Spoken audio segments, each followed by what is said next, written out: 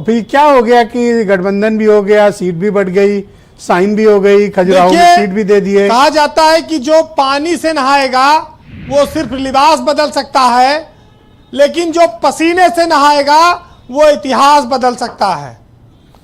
आज जो कांग्रेस और समाजवादी पार्टी के बीच जो गठबंधन हुआ है जी, इसका सबसे बड़ा उदाहरण आप ये देख सकते हैं कि दूसरे की पीठ पर लद कर बैतरणी पार करने की जो सबसे बड़ी कला है वो कांग्रेस ने आज दिखाई है।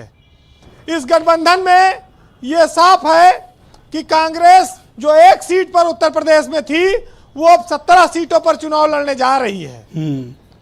और इस बात का भ्रम भी टूट जाता, न पुरखों की विरासत बचती न विचारधारा बचती अगर अलग अलग चुनाव लड़ते। राहुल गांधी की यात्रा अमेठी और रायबरेली से होकर लखनऊ से होकर गुजर गई। कांग्रेस यहां भी चूक गई।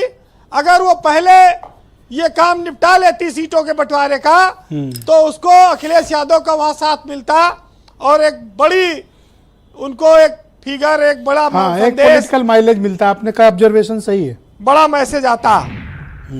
ब्रजेश जी, सियासत के उस दौर में जब ज्यादातर नेता जेल, छापा, मुकदमा से डर के राजनीति के उस झंझट से सरलता की राह पकड़ रहे हो, ऐसे में कांग्रेस अपने सहयोगियों को अपने साथ न रख पावे तो ये उसकी चूक रही।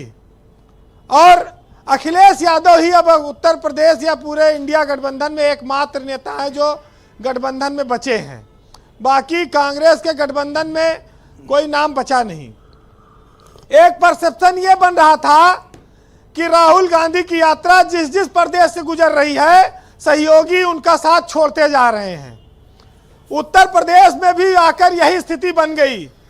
शायद उस परसेप्शन से बचने के लिए, रोकने के लिए भी कांग्रेस को गठबंधन करना पड़ा।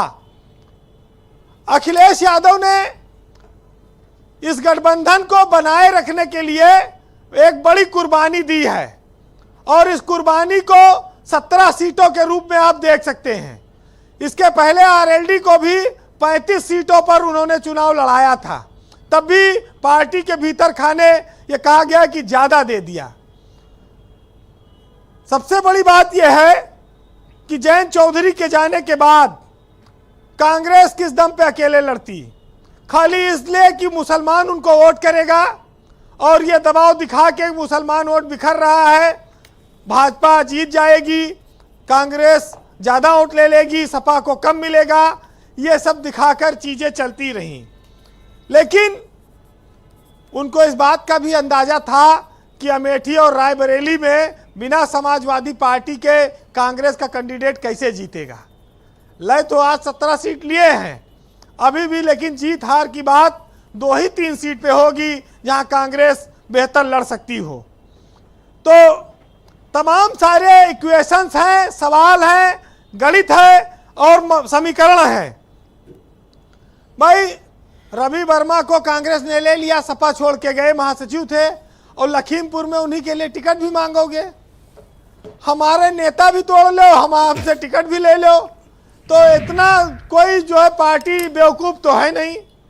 तो उसने तो भाई आज देवरिया दे दिया जो इतनी मजबूत सीट थी समाजवादी पार्टी की, अमरोहा दे दिया। अब एचटी हसन मुरादाबाद में सिटिंग सांसद थे, वो नहीं दे सकती थी। उसी सब चीज़ों को लेकर तमाम सारे मामले थे जो विरोधाभासी थे। ब्रजेश जी, राहुल गांधी को सीट बंटवारे पर यात्रा से पहले निर्णय करना चाहिए था, तो इसका उत्साह, इसका मैसेज कुछ और होता।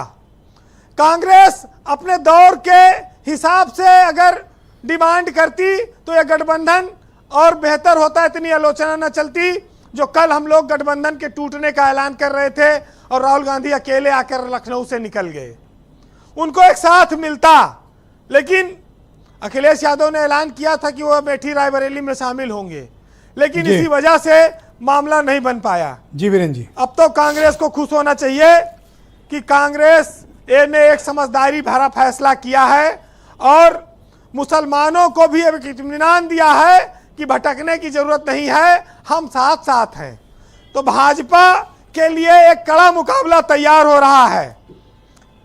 एक चीज और ब्रजेश जी अच्छी हो गई कि अब कांग्रेस के 2 वोट राज्यसभा में पक्का हो गए, ये अखिलेश यादव को मिलेंगे। जो इधर उधर भागते जी वो भी भरम खत्म हो गया। हाँ, ये अरुण राजभर जरूर कह रहे हैं कि भाई वो चुनाव अच्छा लड़ेंगे, पता नहीं उनकी पार्टी को कितना सीट मिलने वाली है आने वाले वक्त में। जी वीरेंद्र जी कंक्लूड करें। वैसे संबंध जोड़ना भी एक कला है, लेकिन संबंध को निभाना एक साधना कही गई है।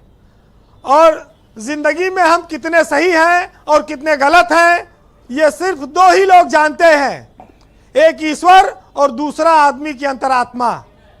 और समीकरण यह है कि दोनों ये लोगों को दिखाई नहीं देते, बहुत देर में बातें समझ में आती है। हैरानी आपको इसी पर हो सकती है। सुनिएगा जी कि हकीकत से रूबरू हो चुके हैं, अब कोई ख्वाब सजाना नहीं है, बहुत की है गलतियां पहले, अब उन्हें दोहराना नहीं है। दोस्त बन चाहे दुश्मन, अब किसी से घबराना नहीं है। जो समझे वो ठीक, ना समझे उसे समझाना नहीं है। जो लोग पीछे छूट गए, अब किसी को मनाना नहीं है। अब समझ गए वजूद अपना, तो अब खुद आपस में लड़के इसे मिटाना नहीं है।